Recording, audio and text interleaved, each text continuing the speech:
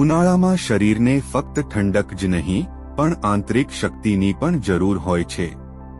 જો તમે પણ આજકાલ થાકેલા અને નબળાઈ અનુભવી રહ્યા છો તો આ વિડિયો ફક્ત તમારા માટે છે. હા, અહીં અમે તમને કેટલાક ફળો અને શાકભાજી વિશે જણાવવા જઈ રહ્યા છીએ જેને જો આહારનો ભાગ બનાવવામાં આવે તો શરીરની રોગપ્રતિકારક શક્તિને વધારી શકાય છે.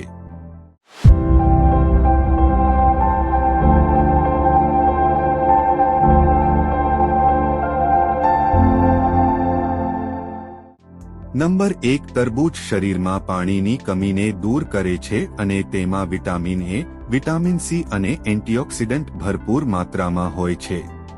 તે શરીરને ડિટોક્સિફાય કરે છે અને રોગપ્રતિકારક શક્તિ વધારે છે. નંબર 2 કાકડી ઠંડકનો એક ઉત્તમ વિકલ્પ છે અને ડિહાઇડ્રેશન અટકાવે છે. તેમાં રહેલા સિલિકા અને પોટેશિયમ શરીરને સ્વચ્છ રાખે છે અને પાચનક્રિયામાં સુધારો કરે છે. નંબર 3 પપૈયામાં જોવા મળતું એન્ઝાઇમ પેપેન પાચનમાં મદદ કરે છે અને તે વિટામિન સી અને ફાઇબરથી ભરપૂર છે.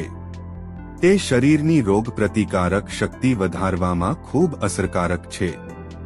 નંબર 4 ટામેટા ફક્ત એક શાકભાજી નથી પરંતુ એક કુદરતી એન્ટીઓક્સિડન્ટ છે.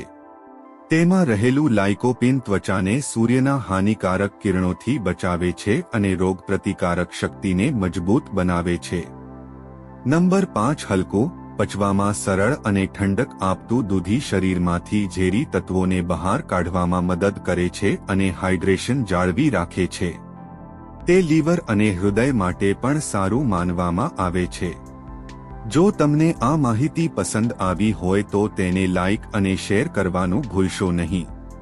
મળીએ પછીના વિડીયોમાં. ત્યાં સુધી ખુશ રહો, ફિટ રહો. જય હિન્દ.